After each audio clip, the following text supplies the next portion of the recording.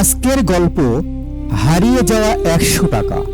রাহাত স্কুলে যাওয়ার পথে রাস্তায় ১০০ টাকার একটি নোট পেল। গরিব ঘরের ছেলে হওয়ায় তার খুব লোভ হলো। ভাবল এই টাকা দিয়ে সে নিজের জন্য কিছু কিনবে। কিন্তু কিছু দূর এগোতে সে দেখল এক বৃদ্ধ মানুষ রাস্তার পাশে বসে কাঁদছেন।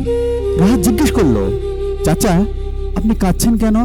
বৃদ্ধ বললেন, বাবা আমার শেষ ১০০ টাকার নোট হারিয়ে গেছে, ওই টাকা দিয়ে আজ ওষুধ কিনতাম।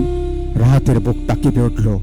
সে নিজের পকেট থেকে ১০০ টাকার নোটটি বের করে বৃদ্ধের হাতে দিয়ে বলল, চাচা এটা কি আপনার? বৃদ্ধের মুখে হাসি ফুটে উঠল।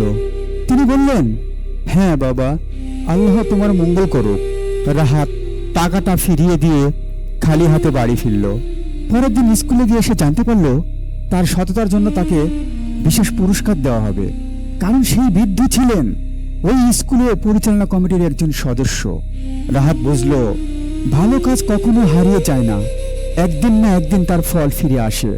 তো বন্ধুরা, এই ভিডিও থেকে আমরা কি শিখলাম?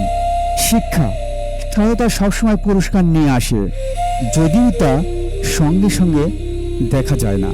তো গাইস, আমাদের ভিডিওটা যদি ভালো লাগে তার আগে ছোট্ট একটা রিকোয়েস্ট আপনাদের কাছে, সাবস্ক্রাইব করে লাইক শেয়ার কমেন্ট করতে ভুলবেন না।